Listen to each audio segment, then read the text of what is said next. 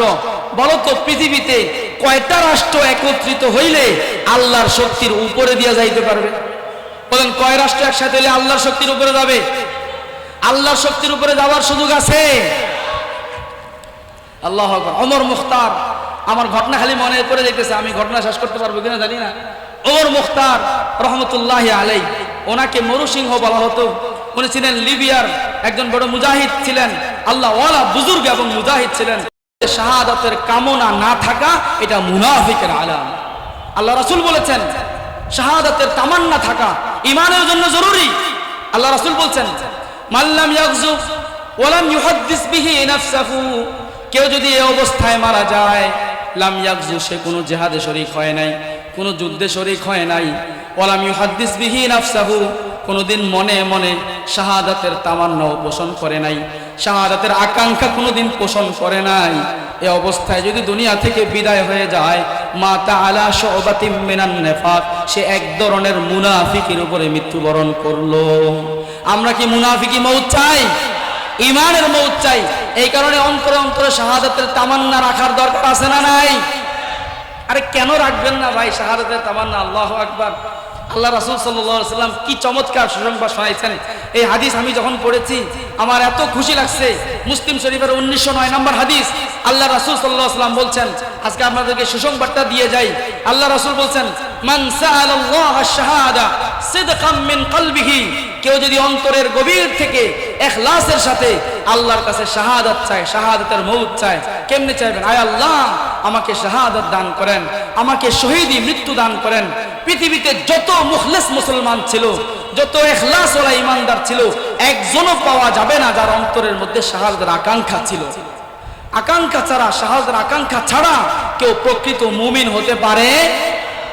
আল্লাহ রাসূল বলছেন, কেউ যদি আল্লাহর কাছে ইখলাসের সাথে চায়, আয় আল্লাহ আপনি আমাকে শাহাদাতের মউত দান করেন, যদি ইখলাসের সাথে কেউ আল্লাহর কাছে চায়, বাল্লাগাহুল্লাহু মানাজিলা শুহাদা ওয়া ইন মাতা আলা ফিরাশিহি, ওই লোকটা যদি বিছানায় পড়েও মারা যায়, আল্লাহ তাআলা তাকে শাহাদাতের মর্তবা দান করবে। শাহাদাত তামান্না রাখবেন তো ইনশাআল্লাহ? শাহাদাতের তামান্না এটা তো আমাদের ঈমান, এটা তো আমাদের আকাঙ্ক্ষা। এখন আব্দুল্লাহ ইবনে রাওয়াহাকে ভয় দেখায়, ইহুদিরা ভয় দেখায়, মিয়া গেলে মরে যাইবা, কেন যাও? আরে আমরা এই জাতি, যেই জাতি মরতে জানে, কি জানে? মরতে জানে। পৃথিবীতে আজকে জুমায় বলেছিলাম, পৃথিবীতে অসংখ্য মতবাদ আছে, অসংখ্য ধর্ম আছে, একটা মতবাদ এমন পাবেন না, একটা ধর্ম এমন পাওয়া যাবে না যেই জাতি মইরা খুশি, মরলে আনন্দ হয়, এরকম কোন জাতি পাওয়া যাবে না। শুধু মুসলমানদেরকে পাওয়া যাবে। গাজার মধ্যে বলেছিলাম 40,000 প্লাস শহীদ হয়ে গেছে, 2 লক্ষের উপরে আনঅফিসিয়াল ঘোষণা, 2 লক্ষের উপরে শহীদ হয়ে গেছে। আজকে যদি গাজার ভিডিওগুলো দেখেন, আপনি দেখবেন গাজার মায়েরা আজকেও বলতেছে, আনা মুফতাখিরাতুন বিআন্নি উম্মু আরবা'তি শুহাদা, আমি গর্ব করতেছি এই জন্য যে আল্লাহ তাআলা আমার 4 জন সন্তানকে শহীদ বানাইছে। কিয়ামতের ময়দানে দাঁড়াবো, আমি 4 শহীদের মা হিসেবে দাঁড়াবো। আর আমরা তো সেই জাতি। আব্দুল্লাহ ইবনে রাওয়াহাকে ইহুদিরা ভয় দেখায়, কিসের ভয়? শাহাদাতের ভয় দেখায়, মিয়া মায়েরা মারা যাবা। আব্দুল্লাহ ইবনে রাওয়াহা বলে, ওরে বোকার দলেরা, তোমরা তো জানো না শাহাদাত আমাদের কাছে কেমন জিনিস।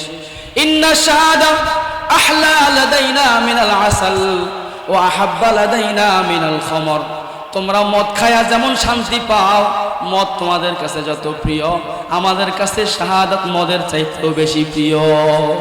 তোমরা মধু খায়া যেমন শান্তি পাও, মজা পাও, মধুর মধ্যে যেই মিষ্টি, শাহাদাতের মউত আমাদের কাছে মধুর চাইতে বেশি মিষ্টি। বের হয়ে গেলেন, 3000-এর বাহিনী বের হয়ে গেল। 3000-এর বাহিনী যখন রোমান সাম্রাজ্যের সীমানার মধ্যে ঢোকে, ওই শামের গভর্নর মুসলমানদের আগমনের সংবাদ পাইয়া 3000-কে মোকাবেলা করার জন্য একটা বাহিনী তৈরি করলো। 3000-এর মোকাবেলায় 1 লক্ষ বাহিনী, কয় লক্ষ? 1 লক্ষ সেনা সদস্যের একটা বাহিনী তৈরি করলো। এখন 1,03,000-এর মোকাবেলায় তৈরি করছে, তারপরও মনের ভিতরে ভয়, এই 1 লক্ষ দিয়া 3000-কে ঠেকানো যাবে কিনা, মনের মধ্যে ভয়। কারণ 1 লক্ষ হইল বেঈমান, 3000 হইল ইমানদার।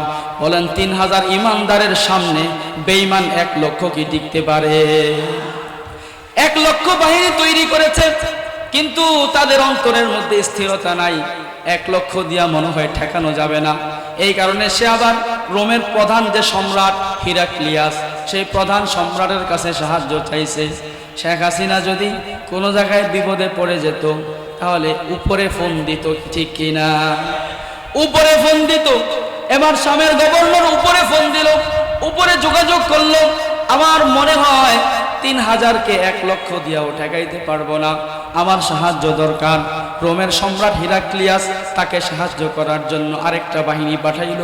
এই বাহিনীর সৈন্য সংখ্যা হলো 1 লক্ষ। 1 লক্ষ এখানকার, 1 লক্ষ মূল সেনা, দুইটা মিলে কয় লাখ? 2 লক্ষ বাহিনী, 2 লক্ষ সেনা সদস্যের বাহিনী। এদের মোকাবেলা করার জন্য আল্লাহ রাসূল পাঠাইছেন কয়জন? 3 জন। হিসাব করে দেখেন, একজন মুজাহিদ, একজন সাহাবীর মোকাবেলায় 70 জনের উপরে পড়ে। আল্লাহ রাসূল সাল্লাল্লাহু আলাইহি ওয়াসাল্লাম পাঠায়া দিলেন। এবার সাহাবাদের কাছে সংবাদ আসলো, ও ভাই, আমরা তো আসছিলাম, কিন্তু আমরা দেখলাম এখানে 1 লক্ষ, আবার আসতেছে আর 1 লাখ, দুইটা মিলা 2 লাখ। 2 লাখ এই সৈন্যের মোকাবেলায় আমরা 3000 জন টিকে থাকতে পারবো কিনা? সাহাবায়ে কেরাম মশওয়ারায় বসলেন। কিসে বসলেন? মশওয়ারায় বসলেন, পারা যাবে কিনা। এখন মশওয়ারায় বসার পরে এক একজনের মত দিল যে আমরা তো তাদের ভূখণ্ডে আসছি, তারা ভয় পেয়ে গেছে, এখনো তারা আমাদের সামনে আসে নাই, ভয় যেহেতু পাইছে আমরা চলে যাই, দরকার নাই, আমাদের এই বিপদে পড়ার দরকার নাই, আমরা ফিরে যাই। এক একজনে এক এক মতামত দিতেছিল। এদের মধ্যে ওই যে আব্দুল্লাহ ইবনে রাওয়াহা, 3 নম্বরে যার নাম আল্লাহর রাসূল বলেছেন, আব্দুল্লাহ ইবনে দাঁড়ায়া বললেন, আইরে তোমরা ফিরে যাওয়ার কথা বলতেছ, তোমরা কি জানো না যে আমাদের কাছে শাহাদাতটা কত প্রিয় জিনিস? তোমরা কি জন্য বের হইছো মিয়া? তোমরা 3000 দিয়া 2 লাখের মোকাবেলা করবা? 3000-এর মোকাবেলায় 2 লাখের মোকাবেলায় 3000 কম, ভয় পাইতেছ? মুসলমানরা ইন্নাল মুসলিমিনা লা ইউকাতিলুনা বিআদাদিন ওয়ালা উদ্দাতিন ওয়ালা কাসরা, মুসলমানরা কখনো সংখ্যা দিয়া যুদ্ধ করে না, কখনো শক্তি দিয়া যুদ্ধ করে না, মুসলমানরা যুদ্ধ করে ঈমানের শক্তি দিয়া, ঠিক কি না? মুসলমানরা যুদ্ধ করে আল্লাহর শক্তি দিয়া। মোল্লা ওমর রহমতুল্লাহি আলাইহি যখন উনি আমেরিকার কিছু প্রস্তাব দিছে ওনাকে, উনি আমেরিকার প্রস্তাবগুলো গ্রহণ করতেছেন না, তখন তৎকালীন আমেরিকার যে দায়িত্বে ছিল জর্জ ডব্লিউ বুশ ছিল, এই বুশে হুমকি দিছে যে যদি না মাইনা নাও এমন বিশাল বাহিনী পাঠাবো, পুরো নেটো জোটকে নিয়ে আসবো, পুরো আফগানিস্তানটাকে এরকম দেয়ালগুলাকে জমিনের সাথে মিশিয়ে দেবো, জমিনটাকে তামা বানায় ফেলবো, আগুনে সব পোড়ায় দেব, পৃথিবীতে আফগানিস্তান নামক রাষ্ট্রের অস্তিত্ব থাকবে না। তখন এই হুমকি যখন দিছে, ওনার আশপাশে কিছু মানুষ ওনারে বুঝাইছিল যে হযরত আপনি এই যুদ্ধ থেকে পিছনে সরে আসেন, কারণ আমেরিকা আসলেও তো আমরা পারবো না, আমেরিকা একা আসবে না, সাথে নেটো জোটকে সাথে নিয়ে আসবে, প্রায় 50টা রাষ্ট্রের শক্তিশালী রাষ্ট্রের একটা জোট, এই জোট নিয়ে যদি আসে আমরা টিকে থাকতে পারবো না, সুতরাং এই যুদ্ধে আমাদের যাওয়ার দরকার নাই। তো মোল্লা ওমর রহমতুল্লাহি আলাইহি জবাব দিলেন, মিয়া তোমরা আমেরিকারে গণতেছ, নেটো জোটকে গণতেছ, তোমরা আমাকে বলো মুসলমানরা কি নিজেদের সংখ্যা দিয়া, নিজেদের বাহ্যিক শক্তি দিয়া যুদ্ধ করে, না আল্লাহর শক্তি দিয়া যুদ্ধ করে? কার শক্তি দিয়া যুদ্ধ করে? তোমরা বলো আমেরিকার নেটো জোট যদি মিল্লা আসে আমরা পারবো না।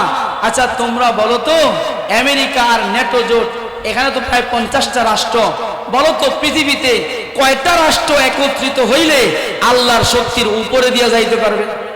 বলেন কয় রাষ্ট্র একসাথে হইলে আল্লাহর শক্তির উপরে যাবে? আল্লাহর শক্তির উপরে যাওয়ার সুযোগ আছে? আল্লাহু আকবার। ওমর মুখতার, আমার ঘটনা খালি মনে পড়ে যেতেছে, আমি ঘটনা শেষ করতে পারবো কিনা জানি না। ওমর মুখতার রহমতুল্লাহি আলাইহি, ওনাকে মরুসিংহ বলা হতো। উনি ছিলেন লিবিয়ার একজন বড় মুজাহিদ ছিলেন, আল্লাহ ওয়ালা বুজুর্গ এবং মুজাহিদ ছিলেন। এই ওমর মুখতার অল্প কিছু মানুষ নিয়ে ইতালির বিরুদ্ধে যুদ্ধ করেছেন, ইতালির খ্রিস্টানদের বিরুদ্ধে। তখন ওনাকে বলা হয়েছে, হযরত আপনি ইতালির খ্রিস্টানদের বিরুদ্ধে যুদ্ধ করবেন, তাদের তো এরকম এয়ার ফোর্স আছে, যুদ্ধ বিমান আছে, আপনার তো কয়েকটা পিস্তল ছাড়া আর কিছু নাই, আপনি ইতালির এত বড় বড় শক্তিকে এই অল্প কিছু মানুষ নিয়ে কিভাবে মোকাবেলা করবেন? তাদের বিমানগুলো থেকে আপনি কিভাবে বাঁচবেন? তো ওমর মুখতার রহমতুল্লাহি আলাইহি আশপাশের লোকদেরকে জিজ্ঞাসা করলেন, তোমরা বলো তো ইতালির বিমানগুলো আরশের নিচে দিয়া চলে না উপরে দিয়া চলে? বলেন ইতালির বিমানগুলো আরশের নিচে দিয়া না উপরে দিয়া? সব কিছুর উপরে ক্ষমতা কার? যত বড় ক্ষমতাশীল হও তোমার সব ক্ষমতা আরশের নিচে, ঠিক কিনা? মুসলমানদের সম্পর্ক আমেরিকার সাথে নয়, মুসলমানদের সম্পর্ক ইন্ডিয়ার সাথে নয়, রাশিয়ার সাথে নয়, চীনের সাথে নয়। মুসলমানদের সম্পর্ক এই পৃথিবী আসমান জমিনের স্রষ্টা সরাসরি আরশের মালিকের সাথে, ঠিক কিনা? যদি মুসলমান বিজয়ী হতে চায় তাহলে আরশের মালিকের সম্পর্ককে মজবুত করতে হবে। হযরত আব্দুল্লাহ ইবনে রাওয়াহা বললেন, তোমরা ফিরে যাওয়ার কথা বলতেছ, আরে তোমরা মৃত্যুর ভয়ে ফিরে যাইবা। আমরা যদি সংঘাতে লিপ্ত হই ফলাফল দুইটার যে কোনো একটা হবে। হয়তো আল্লাহ আমাদেরকে বিজয় দান করবেন, সেটাও তো কল্যাণের, অথবা আমরা সবাই শহীদ হয়ে যাব, আমরা সবাই পরাজিত হব। পরাজিত হওয়ার পরে আমরা সবাই কোথায় চলে যাব? কোথায় চলে যাব? জান্নাতে চলে যাব। তাহলে জান্নাতে চলে যাওয়া এটা কি ব্যর্থতা না সফলতা? সারা দুনিয়ার মানুষ দেখতেছে মুসলমানরা শুধু মারা যায়, মুসলমানদের আর কি হইল? মুসলমানদের আল্লাহ কোথায়? আল্লাহ যদি এত শক্তিশালী হয় ফিলিস্তিনে মুসলমানরা কেন মার খায়? আল্লাহ যদি এত শক্তিশালী হয় গাজায় কেন এত মুসলমান মরে? ওরে দুনিয়ার মানুষ, তোমরা দেখতেছো মারা যায়, তোমরা দেখতেছো শুধু রক্ত ঝরে, কিন্তু আল্লাহ বলেন ও দুনিয়ার মানুষ এত অস্থির হয়ে যায় না। যাদের রক্ত ঝরতেছে, যারা দুনিয়া থেকে চলে যাইতেছে, তারা দুনিয়া থেকে অন্য কোথাও যায় না, গাজা থেকে সরাসরি জান্নাতুল ফেরদাউসের দস্তরখানে চলে যায়। সুবহানাল্লাহ। কোথায় চলে যায়? জান্নাতুল ফেরদাউসের দস্তরখানে চলে যায়। আপনাদের কি, আরে তোমরা আমাদের ভাই আলিফকে মেরে ফেলছো, তারা মারা গেছে এই ধারণাও করো না। আরেক আয়াতের মধ্যে আল্লাহ বললেন, লা তাকুলু লিমান ইউকতালু ফি সাবিলিল্লাহি আমওয়াত, আল্লাহর রাস্তায় যারা শহীদ হয়েছে তাদেরকে তোমরা মৃত বলো না। এই আয়াতের মধ্যে বললেন তারা মারা গেছে, তোমরা এই ধারণাও করো না। আমরা তো দেখি মারা গেছে, আল্লাহ কি বললেন? তারা মারা গেছে এই ধারণাও করো না, তারা মারা যায় নাই। তাহলে কি হয়েছে? তারা কোথায় গেছে? আল্লাহ বলতেছেন বাল আহইয়াউন ইনদা রাব্বিহিম ইউরযাকুন, যারা শহীদ হয়ে গেছে তারা একটা চিরজীবন, একটা সফলতার জীবন লাভ করেছে। আমরা বললাম আল্লাহ জীবিত কিভাবে? আল্লাহ বললেন শোনো, যেই মানুষটা জীবিত সে খায় এবং পান করে, মৃত মানুষ খাইতেও পারে না, পান করতেও পারে না। যেই মানুষটা জীবিত সে খায় এবং পান করে। আল্লাহ বললেন যারা আমার রাস্তায় শহীদ হইয়া দুনিয়া থেকে চলে গেল তারা মরে নাই। তারা যে মরে নাই এর প্রমাণ স্বরূপ আমি আল্লাহ মৃত্যুর পর থেকে, মানে দুনিয়া থেকে যাওয়ার পর থেকে সকালে এবং সন্ধ্যা জান্নাতের খাবার দ্বারা তাদের মেহমানদারি করি। বালাহিয়াউন, বরং সবাই জীবিত। কার কাছে? ইনদা রাব্বিহিম, তাদের রবের কাছে। কেমন জীবিত? ইউরযাকুনা, তাদেরকে রিজিক দেওয়া হয়। হাদিসে পাকের মধ্যে আসছে আল্লাহ রাসূল সাল্লাল্লাহু আলাইহি ওয়াসাল্লাম বলেন, তোমাদের ভাইয়েরা উহুদের ময়দানে যে সকল 70 জন সাহাবী শহীদ হইল, এই 70 জন সাহাবীকে আল্লাহ রাসূল আল্লাহ রাব্বুল আলামিন 70 জন সাহাবীর এরা সারা শহীদ হয়েছে, তাদের রূহগুলাকে সবুজ পাখির পেটের ভিতরে ঢুকাইয়া দিয়েছেন। জান্নাতি পাখির পেটের ভিতরে রূহগুলো ঢুকাইয়া দিয়া তাদেরকে জান্নাতের মধ্যে ছেড়ে দিয়েছেন। তাসরাহু ফিল জান্নাতি হাইসু শাআত, জান্নাতে তারা সকাল থেকে সন্ধ্যা পর্যন্ত ঘুরে বেড়ায়, জান্নাতের নহরগুলা থেকে পানি পান করে, জান্নাতের ফলমূল ভক্ষণ করে, জান্নাতের খাবারগুলো গ্রহণ করে। আল্লাহ রাব্বুল আলামিন আরশের নিচে কিছু বাসা ঝুলাইয়া দিয়েছেন। আমাদের দুনিয়াতে পাখির বাসা বিভিন্ন গাছের মধ্যে ঝুলানো থাকে, পাখি উড়ে উড়ে বাসার মধ্যে আশ্রয় নেয়। আল্লাহ রাব্বুল আলামিন আরশের নিচে কিছু এরকম বাসা ঝুলাইয়া দিয়েছেন বাতির মতো। এই বাসাগুলোর মধ্যে ওই পাখিগুলো আশ্রয় নেয়। ওই পাখিগুলোর ভেতরে আল্লাহ শহীদদের রূহ ভরে দিয়েছেন। এই পাখিগুলো যখন জান্নাতের মধ্যে বিচরণ করে, কিছুদিন যাওয়ার পরে আল্লাহ রাব্বুল আলামিন তাদেরকে বলেন কুলু মা তাশতাহুন, ও আমার প্রিয় বান্দারা, তোমরা বলো কি তোমরা চাও? তোমরা আমার কাছে কিছু চাও, আমি তোমাদেরকে আরো বেশি পুরস্কার দিতে চাই। তারা বলে, ও আল্লাহ, আমরা আপনার কাছে আর কি চাইবো? আপনি আমাদেরকে পাখির রূপ দিয়েছেন, জান্নাতের মধ্যে আমরা বিচরণ করতেছি, যেখানে ইচ্ছা সেখানে যেতে পারি, জান্নাতের ফলমূল খাইতে পারি, আমাদের আর কি দরকার? আবার কিছুদিন পরে আল্লাহ আবার বললেন, তোমরা আমার কাছে চাও, আমি তোমাদেরকে কিছু দিতে চাই। তারা বললে, আল্লাহ কি চাইবো? চাওয়ার মতো কিছু নাই। এরকম কয়েকবার প্রশ্ন করার পরে একবার ওই শহীদরা বলে, ওই পাখির রূপ ধারণকারী শহীদরা বলে, ও আল্লাহ, আপনি যখন বারবার আমাদেরকে কিছু চাইতে বলতেছেন, আমরা আপনার কাছে চাইলাম আনতারুদ্দা আরওয়াহানা ফি আজসাদিনা, দুনিয়াতে আমাদের যে দেহগুলো ছিল ওই দেহের মধ্যে আমাদের রূহগুলো আবার ভরে দেন। সুম্মা তারুদ্দানা ইলা দুনিয়া, আমাদের দেহগুলোকে জীবন্ত করে আমাদেরকে আবার দুনিয়াতে পাঠিয়ে দেন। আল্লাহ বললেন, দুনিয়াতে যাওয়ার পরে তোমরা কি করতে চাও? দুনিয়াতে যাওয়ার কোনো সিস্টেম নাই। ওই শহীদরা বলে, আয় আল্লাহ, দুনিয়াতে আমরা সন্তানাদি দেখার জন্য, স্ত্রী দেখার জন্য যেতে চাই না, দুনিয়াতে গিয়ে আবার জিহাদ করে শহীদ হয়ে আবার আসতে চাই। এই জন্য আপনি আবার আমার, আল্লাহ বলেন, এটা তো সম্ভব না। একবার যে আমার কাছে চলে আসে তাকে আর দুনিয়াতে পাঠানোর রাস্তা নাই। তো ওই শহীদরা বলে, আল্লাহ, যদি দুনিয়াতে আর নাই পাঠান, তাহলে আমাদের আবদার হইল, আমরা যে এখানে যে ফ্যাসিলিটিতে আছি, যে সুবিধায় আছি, এই সুবিধাটা একটু আমাদের ভাইদের কাছে পৌঁছায়া দেন। তারা যখন আল্লাহর কাছে এই আবদার করলো, আল্লাহ তাআলা দুনিয়াবাসীকে জানানোর জন্য আলে ইমরানের 169 থেকে নেয়া 174 নাম্বার পর্যন্ত 5টা আয়াত তাদের অবস্থা জানানোর জন্য আমাদের উপরে নাজিল করলেন। সুবহানাল্লাহ। আল্লাহ বললেন, বালাহিয়া, তারা সবাই জীবিত, ইনদা রাব্বিহিম ইউরযাকুন, তাদের রবের কাছে তাদের কাছে রিজিক দেওয়া হয়। ফারিহিনা বিমা আতাহুমুল্লাহ, আল্লাহ তাদেরকে যা কিছু দিয়েছেন সব কিছু পেয়ে তারা খুশি। ওয়াস্তাবশিরুনা বিল্লাযিনা লাম ইয়ালহাকু বিহিম, তারা সকাল সন্ধ্যা সুসংবাদ পাঠাইতেছে যারা এখনো তাদের কাছে সাক্ষাৎ করে নাই। দুনিয়ার যে সকল ভাইরা এখনো যায় নাই, দুনিয়াতে রয়ে গেছে, ওই জান্নাতি ভাইরা আমাদেরকে প্রতিনিয়ত সুসংবাদ পাঠাইতেছে আর বলতেছে, ও ভাইরা, তোমরা ভয় পায়া যাও না, তোমরা পিছনে সরে যাও না, তোমরা এই পথের উপরে অটল থাকো। যদি শহীদ হইয়া এখানে আসতে পারো, তুমিও আমাদের সঙ্গী হয়ে যাবে। বলেন, আমরা আমাদের সেই শহীদ ভাইদের সাথে মিলার জন্য কে কে রাজি আছি? রাজি আছি তো সবাই ইনশাআল্লাহ? আল্লাহ তাআলা শাহাদাতের মর্যাদা সবাইরে দেয় না। আল্লাহ তাআলা যার উপরে শত সহস্রবার রহমতের নজরে তাকান, আল্লাহ তাআলা তাকেই শাহাদাতের মর্তবা দান করেন। আল্লাহ তাআলা আমাদের সবাইকে শাহাদাতের মওত দান করেন, বলেন আমিন। আব্দুল্লাহ ইবনে রাওয়াহা বললেন, আরে শাহাদাতের ভয়ে চলে যাইবা? যদি আমরা বিজয়ী হই তাহলেও সফলতা, যদি আমরা শহীদ হয়ে যাই তাহলেও কি সফলতা। এই কথা বলে আল্লাহর নাম নিয়া জিহাদে ঝাঁপায়া পড়লেন। মুসলমানদের পক্ষে মুসলমানদের সৈন্য সংখ্যা কত?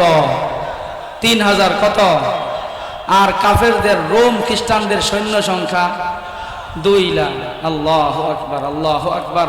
আল্লাহ আল্লাহর বাহিনীকে কিভাবে সাহায্য করেন। 6 দিন যুদ্ধ হয়েছে। কয় দিন যুদ্ধ হয়েছে? 6 দিন যুদ্ধ হয়েছে। আল্লাহ তাআলা 6 দিনের মাথায় এই 3000-এর ক্ষুদ্র দলটাকে 2 লক্ষের উপরে মহা বিজয় দান করেছেন। আল্লাহু আকবার। কেমন বিজয় দান করেছে? এই কুদরতের কারিশমা।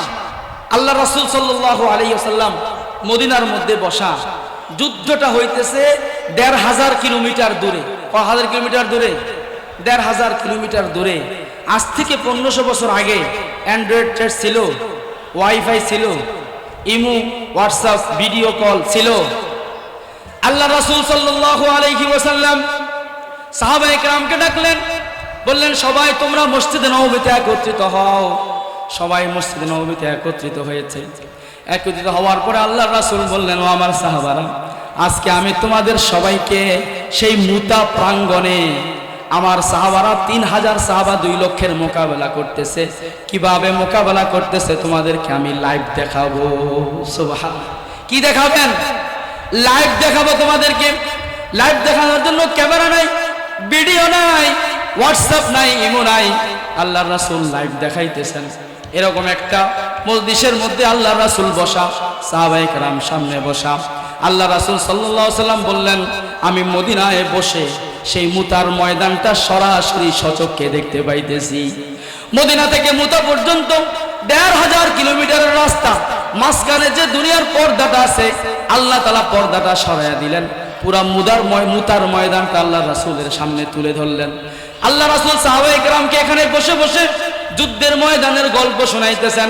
আল্লাহ রাসূল বললেন, আমি দেখতেছি আমার সাহাবী যায়েদ ইবনে হারেসা বীর বিক্রমে যুদ্ধ করে যাচ্ছে। যায়েদ ইবনে হারেসার সামনে যেই খ্রিস্টান আসতেছে সে জমিনের মধ্যে পড়ে যাচ্ছে, তার ঘোড়া পড়ে যাচ্ছে, তার মস্তক ছিন্ন হয়ে যাচ্ছে। শত শত খ্রিস্টানকে জমিনের মধ্যে ফেলে দেওয়ার পরে আমি দেখলাম একটা তীর এসে যায়েদের গায়ে লাগলো, যায়েদ ঘোড়া থেকে পড়ে গেল, যায়েদ শহীদ হয়ে যায়। এরপরে আবার দেখতেছি যায়েদের পরে জাফর ইবনে আবি তালেব পতাকাটা হাতে নিয়েছে, জাফর ইবনে আবি তালেব জিহাদ করতেছে, সামনে আগায়া যাচ্ছে, এরকম তার সামনে যারা আছে সবাই পড়ে যাচ্ছে। আজানটা শেষ হোক, আল্লাহর রাসূল ১৫০০ কিলোমিটার দূর থেকে মুতার যুদ্ধ, মুতা প্রাঙ্গণে যুদ্ধ হইতেছে। ওই মুতা এলাকার লোকের সাথে আমি তাবলীগের সফরে ছিলাম। সেই এটা মুতা এলাকাটা পড়ছে বর্তমানে জর্ডানের ভিতরে। মুতা নামক এলাকা এখনো এই নামেই আছে। সেই মুতার প্রাঙ্গণে এখনো সাহাবাদের কবর আছে। যায়েদ ইবনে হারেসা, আব্দুল্লাহ ইবনে রাওয়াহা, জাফর ইবনে আবি তালেবের কবর আছে। ওই ওই ওই এলাকা থেকে জামাত আসছে, আমি তাদের সাথে ছিলাম। অনেক সুন্দর মানুষ। তারা আমাকে বলতেছে যে মনসুর, আখি মনসুর, ইন্না লাদাইনা দারাহ উলাইকাল মাশায়েখ, ওই লোকদের খবর আমাদের কাছে আছে। আমাদের এলাকায় যখন কোনো মুসিবত আর বিপদ আসে আমরা আল্লাহ তাআলার কাছে ওই লোকগুলোর নাম নিয়া তাদের উসিলায় আল্লাহর কাছে দোয়া করি, আল্লাহ তাআলা সঙ্গে সঙ্গে মুসিবত হটাইয়া দেন। এখনো আছে মুতা এলাকা। আল্লাহ রাসূল ১৫০০ কিলোমিটার দূর থেকে মুতার যুদ্ধের কি দেখাইতেছেন, লাইভ দেখাইতেছেন। আল্লাহ রাসূল বললেন যায়েদ ইবনে হারেসা শহীদ হয়ে গেল। এরপরে এবার ইসলামের ঝান্ডা, ইসলামের পতাকা হাতে তুলে নিল আমার চাচাতো ভাই জাফর ইবনে আবি তালেব। জাফর ইবনে আবি তালেবও শহীদ, যুদ্ধ করতেছে, সামনে আগায়া যাচ্ছে। যুদ্ধ করতে করতে তার ডান হাতের উপরে একজন খ্রিস্টান হামলা করেছে, তার ডান হাতটা শরীর থেকে আলাদা হয়ে জমিনে পড়ে যায়। এবার বাকি আছে বাম হাত। এবার সেই ইসলামের পতাকা বাম হাত দিয়ে উঁচা করে ধরলো, বাম হাতে পতাকা নিল। এই বাম হাত দিয়ে পতাকা এবং তলোয়ার দুইটাকে সামনে রেখে যুদ্ধ করতেছে। কিছুক্ষণ পরে আরেক সৈনিক এসে বাম হাতের উপরে আঘাত করলো, বাম হাতটাও কেটে জমিনের মধ্যে পড়ে যায়। এবার ডান হাতও নাই, বাম হাতও নাই, তবে হাতের কিছু অংশ বাকি আছে। ডান হাতের বাহু, বাম হাতের বাহু বাকি আছে। এই দুই বাহুকে একত্রিত করে ইসলামের পতাকাটা আটকে ধরে রাখছে, ইসলামের পতাকাকে জমিনের মধ্যে পড়তে দেয় নাই। আল্লাহ রাসূল বলতেছে আমি দেখতেছি আমার ভাই জাফর ইবনে আবি তালেব দুইটা কাটা বাহু দ্বারা ইসলামের পতাকাটাকে আটকে রেখেছে। কিছুক্ষণ পরে পিছন থেকে এসে একজনে তার উপরে হামলা করলো, এই দুই কাটা হাত নিয়ে জমিনের মধ্যে পড়ে গেল, সেও শহীদ হয়ে দুনিয়া থেকে জান্নাতে চলে গেল। এবার মুসলমানদের পতাকা হাতে নিয়েছে আব্দুল্লাহ ইবনে রাওয়াহা। আব্দুল্লাহ ইবনে রাওয়াহাও বীর বিক্রমে যুদ্ধ করতেছে, সামনে আগায়া যাচ্ছে। হাজার হাজার খ্রিস্টান সৈনিকরে দুনিয়া থেকে বিদায় করে দিয়েছে। কিছুক্ষণ পরে আব্দুল্লাহ ইবনে রাওয়াহা সেও শহীদ হয়ে যায়। আল্লাহ রাসূল বলতেছে তিনজন শহীদ হয়ে গেল। কিছুক্ষণ পরে মুসলমানরা পরামর্শ করে একজনকে আমির বানাইলো, তিনি হলেন খালেদ সাইফুল্লাহ, খালেদ ইবনুল ওয়ালিদ রাদিয়াল্লাহু তাআলা আনহু। ইতিহাসে তাকে সাইফুল্লাহ বলা হয়, মানে আল্লাহর তলোয়ার। কি আল্লাহ রাসূল বললেন সুম্মা খাদার রায়া সাইফুম মিন সুয়ুফিল্লাহ। এবার আল্লাহর দ্বীনের পতাকাটা ধারণ করেছে, আল্লাহর তলোয়ার সমূহের মধ্য থেকে একটা তলোয়ার। খালেদ ইবনুল ওয়ালিদ এই তলোয়ার হাতে নিয়ে, এই পতাকা হাতে নিয়ে সামনে আগাচ্ছেন। আল্লাহর রাসূল বলে আমি দেখতেছি খালেদ ময়দানের যেদিক দিয়ে যায় ওই দিকটা সব খ্রিস্টান সৈন্য থেকে খালি হয়ে যায়। খালেদ ডান দিকে যায়, ডান দিক সাফ, বাম দিকে যায়, বাম দিক সাফ, সামনের দিকে যায়, সামনের দিক সাফ হয়ে যায়। খালেদ যেদিকে যায় শত শত লাশ পড়ে যায় আর ময়দান খালি হয়ে যায়। খালেদ রাদিয়াল্লাহু তাআলা আনহু অস্ত্রটা এবং সেনাপতিত্বের দায়িত্ব হাতে নেওয়ার মাত্র কয়েক ঘন্টার মধ্যে এই ৩০০০ বাহিনীর ক্ষুদ্র দলটাকে ২ লক্ষ বাহিনীর উপরে আল্লাহ বিজয় দিয়ে দিলেন। এখনো সে আল্লাহ আছে না নাই? সে আল্লাহ এখনো আছে, তবে আমাদের শুধু কি লাগবে ভাই, ঈমানটাকে ওই পর্যায়ে নিতে হবে। ये बात आया है दुनिया पर, ये बात आया है दुनिया पर, हम फूल भी है तलवार भी है, ठीक कि ना? हम फूल भी है तलवार भी है, या बज़्म जहां में काएंगे या खून में नहा कर दम लेंगे, या बज़्म जहां में काएंगे या खून में नहा कर दम लेंगे। सोचा है कफील अब जो कुछ हो, सोचा है कफील अब जो कुछ हो, हम अपना हक लेकर दम लेंगे।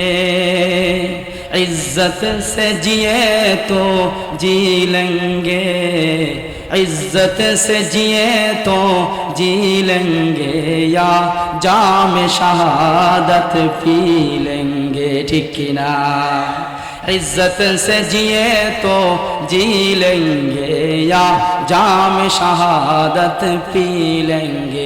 আমরা মুসলমান জাতি দুনিয়াতে যতদিন বাঁচবো ইজ্জতের সাথে বাঁচবো, আর যদি আমরা ইসলাম এবং দ্বীন ঈমানের ইজ্জত নিয়ে, কোরআনের ইজ্জত নিয়ে যদি আমরা দুনিয়াতে বাঁচতেই না পারি, ওই জীবন আমাদের দরকার নাই।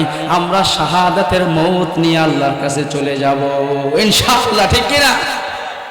আমরা জামে শাহাদাত পি লেঙ্গে ইনশাআল্লাহ। এর জন্য আমাদের দরকার একটা মজবুত ঈমান, দরকার একটা মজবুত ঈমান। সেই ঈমানের জন্য দরকার ঈমানের কেন্দ্রের সাথে সম্পর্ক, ওলামায়ে কেরামের সাথে সম্পর্ক, মসজিদের সাথে সম্পর্ক, মাদ্রাসার সাথে সম্পর্ক। বর্তমান পরিস্থিতি খুব খারাপ। আপনি মনে করতেছেন ইন্ডিয়ার মুসলমানের উপর নির্যাতন আসছে, গাজার মুসলমানের উপর নির্যাতন আসছে, আমার আর আপনার উপরে আসবে না, আমার আর আপনার উপরে কোনো হামলা হবে না। এটা ভুলে যান, ভুলে যান। আপনি ঈমানদার, আপনি যদি কালিমাওয়ালা হয়ে থাকেন, অবশ্যই আপনার উপরে হামলা আসবে। আপনি যতই মধুর মধুর কথা বলেন, আমরা যতই বলি ভারতের সাথে আমরা সম্পর্ক নষ্ট করতে চাই না, কূটনৈতিক সম্পর্ক ভালো রাখতে চাই, আমরা যতই মন্দির পাহারা দেই, আরে 1 মাস কেন, 1 বছর, 10 বছর, 50 বছর, 100 বছর যদি মন্দির পাহারা দেই, এই সন্ত্রাসী গোষ্ঠী এগুলা মনে রাখবে না, আমাদের পায়ে পাড়া দিয়ে আমাদের বিরুদ্ধে যুদ্ধ করতে আসবে, ঠিক কি না? এই কারণে আপনার উপরে বিপদ আসবেই, ওই সময় আপনার লাগবে একটা শক্ত ঈমান। কি লাগবে?